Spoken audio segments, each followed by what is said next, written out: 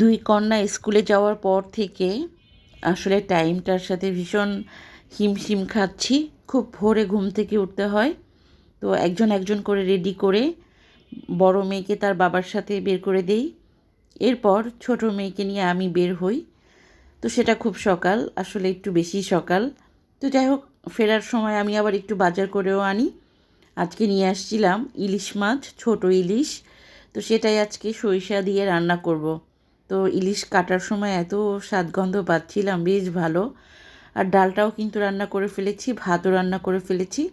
তো এবারে শুধু ইলিশটা সরিষা দিয়ে একটু ঝোল ঝোল করে রান্না করব, যাতে করে বাচ্চারাও খেতে পারে। তো ছোট মাছ যেহেতু একটু কাটা টাটা থাকবে, এর জন্য আমি একটু ঝোল রাখতেছি। তো এই তো, খুব স্বাদের ছিল ইলিশ। ছোট হলেও খুব স্বাদগন্ধ ছিল, খেয়ে না বেশ মজা পাইছি।